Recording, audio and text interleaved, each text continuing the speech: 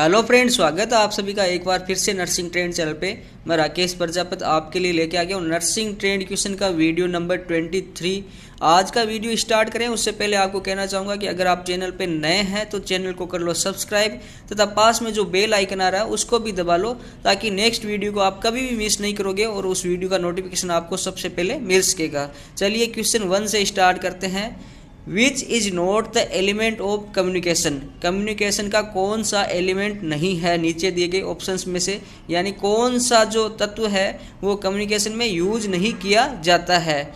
Option A message, sender, attention और channel. तो friends, communication process में मैसेज भी होता है, सेंडर भी होता है, चैनल भी होता है, अटेंशन नहीं होता है।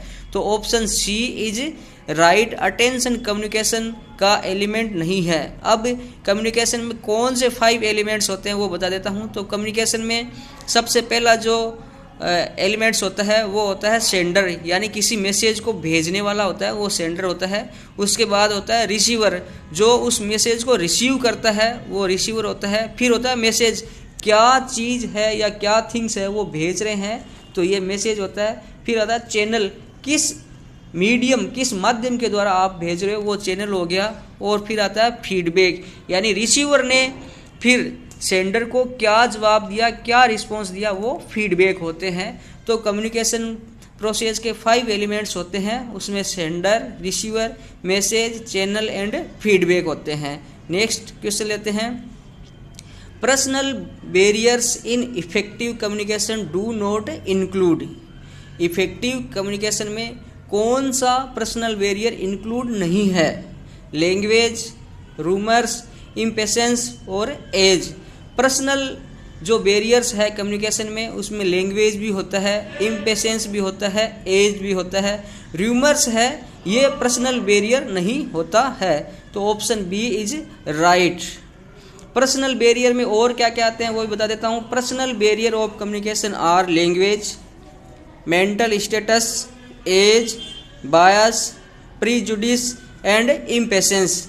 तो ये language, mental status, age, bias, prejudice और इम्पेशेंस है वो कम्युनिकेशन प्रोसेस के पर्सनल बैरियर होते हैं। नेक्स्ट क्वेश्चन लेते हैं। Main principle of health education. Health education का मुख्य प्रिंसिपल क्या होता है? ऑप्शन दिए गए हैं। It should be according to family status, it should be according to patient's need, it should be based on patient's education, it should be in written form. तो health education का जो main principle होता है वो होता है it should be according to patient's need, यानी जो हेल्थ एजुकेशन है वो पेशेंट की आवश्यकताओं के अकॉर्डिंग उसको दी जानी चाहिए, तब भी वो पेशेंट के यूजफुल रहती है। तो option B is right, it should be according to patient's need. Next question लेते हैं। Which of the health education agency is at national level. राष्ट्रीय स्तर पर कौन सी हेल्थ एजुकेशन एजेंसी है वो काम करती है या इंडिया में है? ऑप्शन है Press Information Bureau, IEC Bureau, Doordarshan या फिर Central Health Education Bureau CHEB। तो नेशनल लेवल पे इंडिया में जो हेल्थ एजुकेशन एजेंसी है वो है option D, Central Health Education Bureau CHEB। Option D is right. Next question लेते हैं। A newly married healthy couple is asking for the best method of contraception and which one of the following method the nurse will advise. यानी एक newly married couples है जो कि contraception का method use करना चाहता है, नर्स से एडवाइज चाहता है, तो नर्स उसको किस मेथड के लिए एडवाइज करेगी? सबसे बेस्ट मेथड है वो न्यूली मैरिड कपल के लिए कॉन्ट्रासेप्शन का क्या रहेगा? ऑप्शन दिए गए barrier method, rhythm method, intra uterine device या फिर कंबाइंड ओरल पिल्स। तो फ्रेंड्स, ये कॉन्ट्रासेप्शन के सभी मेथड होते हैं, बट यहाँ पे क्वेश्चन में पूछा गया न्यूली मैरिड कपल्स, यानी इनको न्यूली मैरिड कपल्स को हनीमून कपल्स भी अपने कह सकते हैं। तो हनीमून कपल्स या न्यूली मैरिड कपल्स के लिए जो कॉन्ट्रासेप्शन का बेस्ट मेथड होता है वो होता है combined oral pills. Option D is right. Barrier method इसमें ज़्यादा इफेक्टिव होता है, बट न्यूली मैरिड कपल के लिए ये यूज नहीं किया जा सकता क्योंकि जो हनीमून की हीट होती है उसमें बैरियर मेथड यूज करना पेशेंट्स भूल सकता है, रिदम मेथड उसके यूज का नहीं है। और इंट्रा यूटेराइन डिवाइसेज है वो न्यूली मैरिड कपल में कम यूज की जाती है, इसलिए कंबाइंड ओरल पिल्स है वो न्यूली मैरिड कपल या फिर जिनको हनीमून कपल्स कहते हैं उनके लिए ये यूजफुल होता है, सबसे बेस्ट होता है। Option D is right. Next question लेते हैं, oral pills inhibit pregnancy by. Oral pills जो होती है जो कि कॉन्ट्रासेप्टिव्स है वो प्रेगनेंसी को किस तरीके से रोकती है? तो ऑप्शन दिए गए by inhibiting ovulation, by destroying sperm, by destroying zygote या ऑल ऑफ द अबव।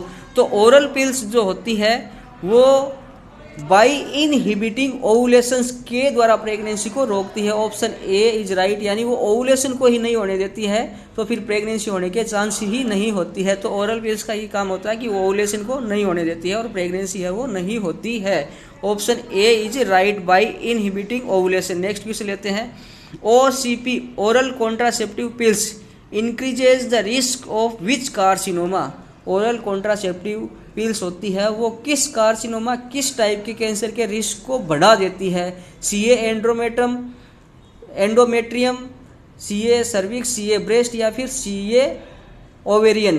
तो जो ओरल पिल्स होती है, ओरल कॉन्ट्रासेप्टिव पिल्स होती है वो CA सर्विक्स यानी सर्विक्स कैंसर की जो रिस्क है उसको बढ़ा देती है। Option B is right, CA cervix. Next question लेते हैं friend, which one of the following is the ideal contraceptive for a patient with heart disease. Heart disease के पेशेंट के लिए आइडियल कॉन्ट्रासेप्टिव है वो कौन से यूज किए जाते हैं? हार्ट डिजीज के पेशेंट है जैसे हाइपरटेंशन है या फिर दूसरी हार्ट डिजीज है, तो उनके जो पेशेंट्स हैं उनको कौन सी कॉन्ट्रासेप्टिव लेना आइडियल रहेगा? IUCD, डिपो-प्रोवेरा या ई पिल्स या कॉन्ट्रासेप्टिव पिल्स।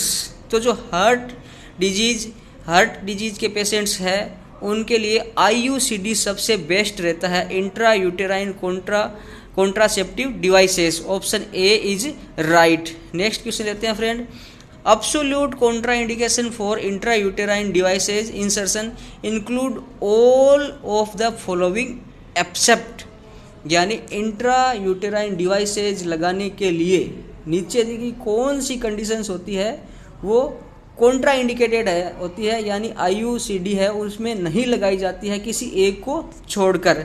तो फ्रेंड्स यहाँ पे ऑप्शन दिए गए हैं, पेल्विक इन्फ्लामेटरी डिजीज। तो पेल्विक इन्फ्लामेटरी डिजीज है उसमें IUD इंट्रायूटेराइन डिवाइसेज नहीं लगा सकते। अबनॉर्मल यूटेराइन ब्लीडिंग है उसमें भी नहीं लगा सकते। कार्सिनोमा सर्विक्स यानी सर्विक्स का कैंसर है तो उसमें तो लगा ही नहीं सकते। नेक्स्ट ऑप्शन है डायबिटीज मेलिटस, इसमें कोई भी दिक्कत नहीं है, इंट्रायूटेराइन डिवाइसेज है वो लगा सकते हैं। तो option D is right, diabetes mellitus में अपने इंट्रायूटेराइन डिवाइस का यूज कर सकते हैं। Option D is right. Next question लेते हैं, commonest complication of IUD insertion is. IUD intrauterine device लगाने का या इंसर्ट करने में कॉमन जो सबसे ज़्यादा कॉमन कॉम्प्लिकेशन है वो कौन सा है? ये क्वेश्चन बार बार पूछा जाता है। तो IUD का जो सबसे ज़्यादा कॉमन कॉम्प्लिकेशन है वो होता है bleeding. Option B is right. Pain, perforation, ectopic pregnancy भी होते हैं बट सबसे ज़्यादा जो कॉमनेस्ट कॉम्प्लिकेशन है वो होता है bleeding. Option B is right. और यहाँ पे क्वेश्चन में कॉमनेस्ट कॉम्प्लिकेशन ही पूछा गया है तो इसीलिए ब्लीडिंग है वो यहाँ का आंसर होता है। Option B is right. Next question लेते हैं, which is the most appropriate time for IUD insertion. ये क्वेश्चन भी बार बार एग्जाम में आता है कि IUD लगाने के लिए कौन सा टाइम है वो मोस्ट अप्रोप्रिएट रहता है, सूटेबल रहता है, सबसे अच्छा रहता है।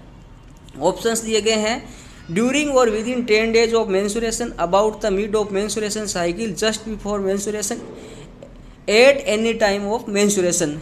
तो IUD इंट्रायूटेराइन कॉन्ट्रासेप्टिव डिवाइसेस लगाने के लिए जैसे कॉपर्टी वगैरह लगाने के लिए जो सबसे मोस्ट अप्रोप्रिएट टाइम होता है वो होता है ड्यूरिंग यानी मेंस्ट्रुअल पीरियड के दौरान या फिर मेंस्ट्रुअल पीरियड स्टार्ट होने के 10 दिन के अंदर अंदर। तो option A is right, during or within 10 days of menstruation. Option A is right. Contraceptive जो डिवाइसेस होती है IUD के लिए during or within 10 days of menstruation है वो मोस्ट अप्रोप्रिएट टाइम होता है आईयूडी लगाने के लिए। अब आईयूडी और किस टाइम लगा सकते हैं वो भी बता देता हूँ।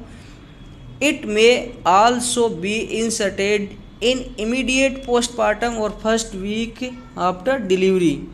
तो ये तो हो गया कॉमन कंडीशंस में कि मेंस्ट्रुएशन पीरियड है उसके दौरान या पीरियड स्टार्ट होने के 10 दिनों के अंदर लगा सकते हैं।